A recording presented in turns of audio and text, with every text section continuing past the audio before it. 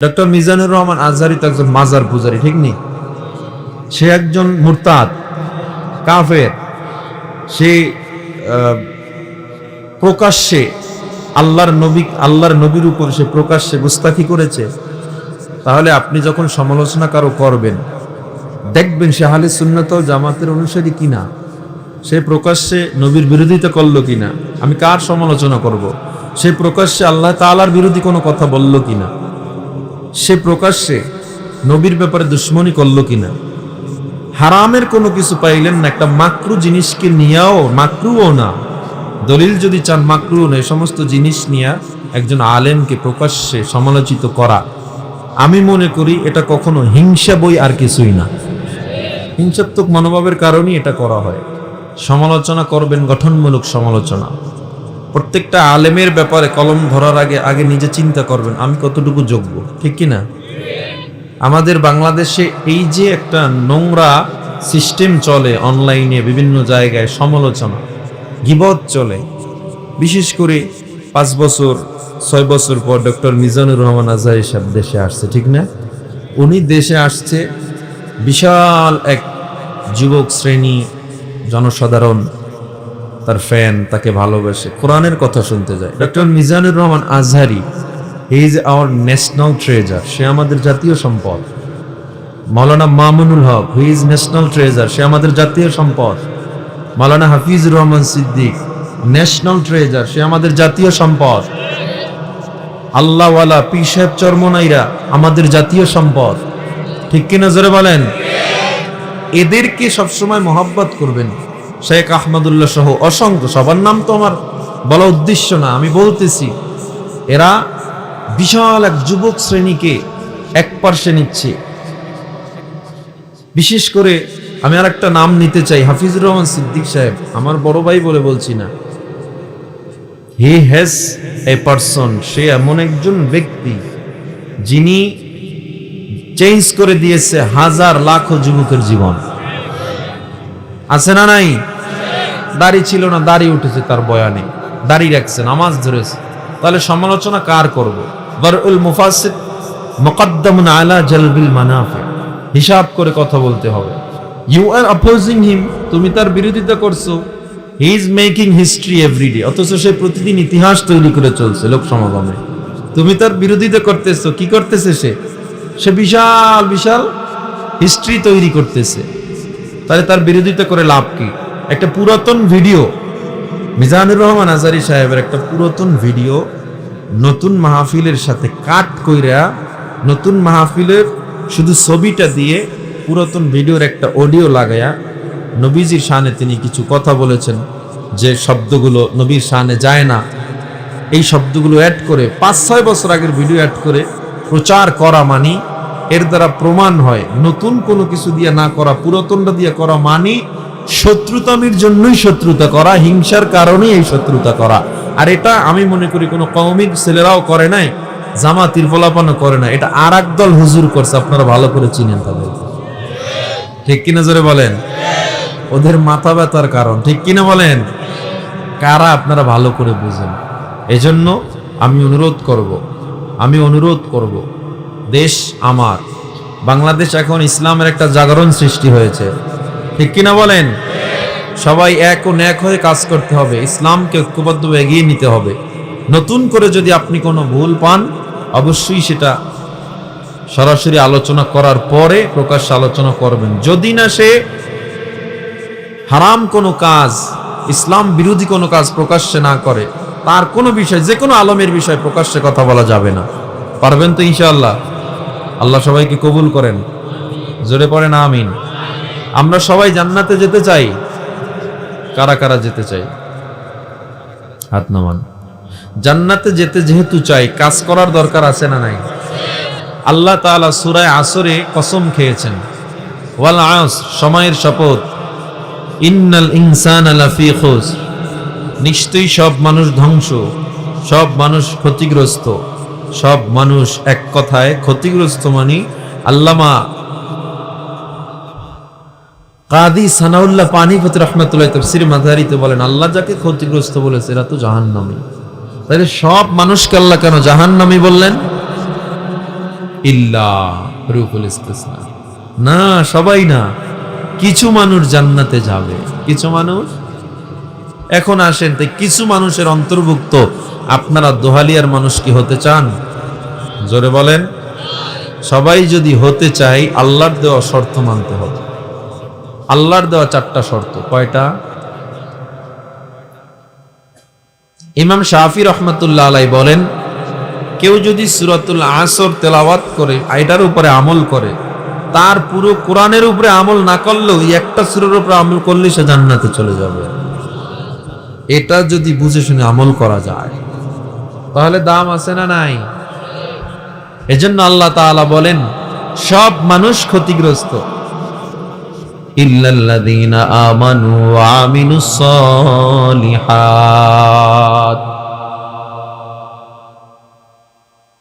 আল্লাহ বলে সব মানুষগুলো জাহান্নামী, সব মানুষগুলো ক্ষতিগ্রস্ত, তবে 4 গুণওয়ালা মানুষ ক্ষতিগ্রস্ত হবে না। 4 গুণওয়ালা মানুষ ক্ষতিগ্রস্ত হবে না। 4 গুণের মধ্যে 1 নম্বর গুণ, আল্লাযীনা আমানু, যারা ঈমান আনয়ন করবে। ঈমানদার কারা? ঈমান আনয়নের জন্য আবার কিছু শর্ত আছে। 1 নম্বর শর্ত, আমানতু বিল্লাহ, ঈমান আনতে হবে আল্লাহ তাআলার উপরে। আল্লাহর উপর ঈমান আনে কেমনে? বলে লা তুশরিক বিল্লাহ, আল্লাহর সাথে শরীক করা যাবে না। আল্লাহ কয়জন? আল্লাহ কয়জন? হুয়াল্লাহু আহাদ, আল্লাহ একজন। আল্লাহর উপর ঈমান আনলাম, বিশ্বাস করলাম। আল্লাহ কয় 4 গুণের 1 গুণ তোমার মধ্যে ঈমান থাকতে হবে। আর ঈমান থাকার জন্য প্রথম শর্ত আল্লাহরে মানতে হবে। 2 নম্বর শর্ত ওয়া কুতুবিহি, কিতাব মানতে হবে। কিতাব বলতে তাওরাত, জাবুর, ইনজিল, কোরআন সহ 108 খানা সহিফা কিতাব আল্লাহ তাআলা নাজিল করেছেন। সবগুলোর উপর ঈমান আনার দরকার আছে না নাই? ওয়া রুসুলিহি, আল্লাহর নবীর উপরে ঈমান আনতে হবে। আল্লাহর নবীর উপর ঈমান কেমনে আনবো? আল্লাহর নবী মুহাম্মদুর রাসূলুল্লাহ সাল্লাল্লাহু আলাইহি ওয়াসাল্লাম আল্লাহর বান্দা এবং রাসূল, এটা মানি কি মানি না? আল্লাহর নবী বলেছেন, আনা খাতামুন নাবিয়্যিন লা নাবিয়্যা বাদি, আমি শেষ নবী, আমার পরে আর কোন নবী আসবে না। আমার নবী শেষ নবী, এই কথা মানেন তো আপনারা? না মানলে আপনি মুরতাদ, কাফের। কিন্তু বর্তমানে বড় আফসোসের সাথে বলতে হয়, একদল মানুষ পাওয়া যায় যারা নিজেদেরকে নবী দাবি করে, আছে না নাই? নাম কি? আরো আসতে, কাদিয়ানি মুসলমান না কাফের? কাদিয়ানীদেরকে যারা কাফের বলবে না, তারাও কাফের। আমরা মুসলমান পেটের জন্য আন্দোলন করি না, কাপড়ের জন্য আন্দোলন করি না, আমরা পেটে খাবার না এজন্য আন্দোলন করি না, জীবন দেই না। নেতার জন্য আমরা ময়দানে নাইমা জীবন দেই না। আমরা মুসলমান, হিন্দুরা ইবাদত করে, আমরা বাধা দেই না। কারণ ইসলাম কখনো অন্য ধর্মকে আঘাত করে না, বাধা দেয় না। খ্রিস্টানরা ইবাদত করে, মুসলমান বাধা দেয় না। তাইলে মুসলমান রাস্তায় নামে কেন? মুসলমানের কোনো দল নাই, মত নাই। যে যেই দল করে না কেন, নবীর বেলায় সবাই একমত। ঠিক কিনা জোরে বলেন? মুসলমান আমার নবীর খতমে নবুয়ত নিয়ে যখন টানাটানি করা হয়, আমার নবী খতমে নবুয়ত, আমার নবী শেষ নবী, এটা আমরা জানি, মানি, বিশ্বাস করি। হে মুসলমান, এরপরেও যখন আমার নবীর খতমে নবুয়তের উপরে কালেমা লেপন করা হয়, আমার নবীর শেষ নবী নামাই না। কাদিয়ানীর মতো সম্প্রদায়েরা নিজেদেরকে নবী দাবি করতে চায়। আমরা সরকারকে জানিয়ে দিতে চাই, এই কাদিয়ানীদেরকে অচিরেই বাংলা জমিনে কাফের ঘোষণা করতে হবে।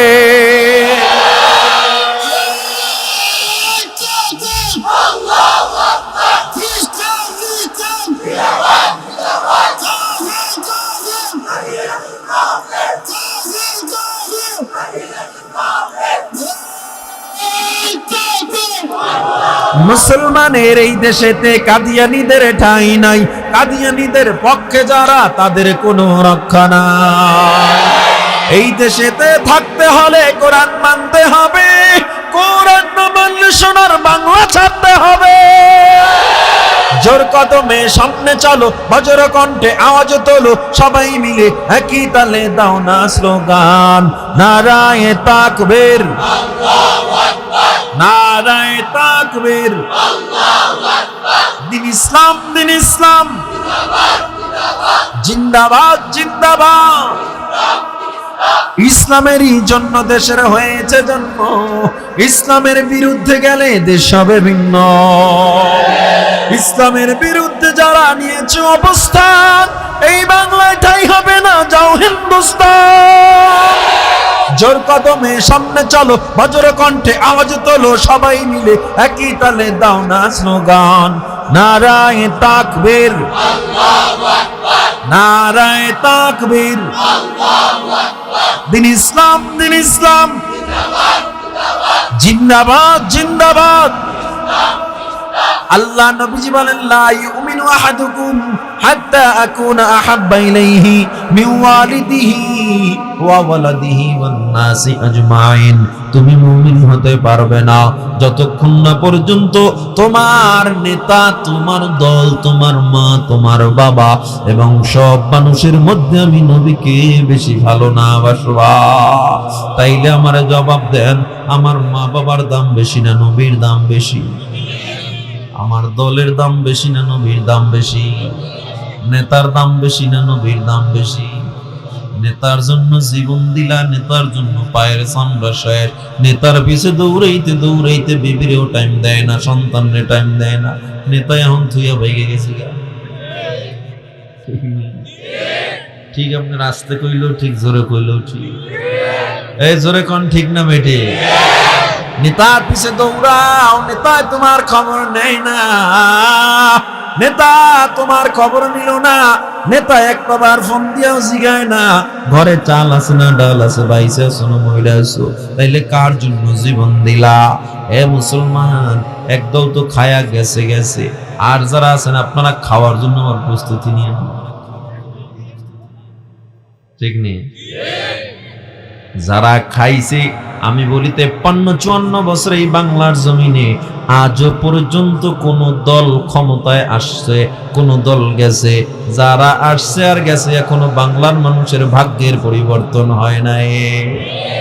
এই বাংলার মানুষের ভাগ্য পরিবর্তন হবে তখন বাংলার মানুষের নেতা হবে আমার নবীর আদর্শের নেতা। যখন বাংলার মানুষের ভাগ্য পরিবর্তন হবে তখন বাংলার মানুষ ইসলামের ছায়াতলে আসবে। যখন বাংলার মানুষের মজা লাগে না, মজা লাগে চোর বাটপার রে ক্ষমতায় নিয়ে চেয়ারে বসায়া দিতে, ভোটের আগের রাত্রে একটা নোট পাইয়া সব ঘুরে যায়।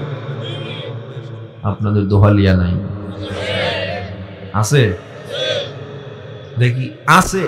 এই যে যারা নোট দিছে, কারা কারা দেখি নোট খাইছেন? একজন হাত তুলেন তো। হ্যাঁ খাইছে, খাইছেন। সত্য কথা কইছে, একেবারে সত্য কথা, এটা হারাম না তো। আবার যখন আপনারে টাকা দিবে হাদিয়া হিসাবে নিবেন। আপনারা কি দেওয়ার সময় কয় ভোট দিয়েন? এটা তো বলে না, লজ্জায় কয় খেয়াল রাখেন। আচ্ছা আমি খেয়াল রাখবো, সমস্যা নেই, ভোট তো দিবেন না। মানুষ এত বোকা, মানুষ চিন্তা করে না আমারে যে টাকাটা দিছে, একজন মেম্বার নির্বাচন করে 30 লাখ টাকা খরচ করে, অথচ বেতন 5,000-6,000, ঠিক না? চিন্তা করে না আমারে যে টাকাটা দিতেছে, এত খরচ করতেছে, আমার পকেট কেটে আবার নিব, এটা চিন্তা করে। এই জন্য নেতা নির্বাচন করবেন। ও মুসলমান, আল্লাহওয়ালা নামাজি দেইকা পারবেন তো ইনশাআল্লাহ? এহিনি কইয়া যান, বাইরে আর মনে থাকবে না, আর মনে থাকবে না। ক্ষমতা আসার আগে তো তাদের অবস্থা এমন গরম, টুপিও একটা লাগায় ঠাইসা, তসবি একটা হাতে থাকে, আছে না নাই? ধর্ম ব্যবসা বলে হুজুররা করে, ধর্ম ব্যবসা তো ওরা করে, এই ধর্ম নিয়ে বিজনেস তো ওরা করে, আমরা তো আজীবনই এই পোশাক পরে থাকি।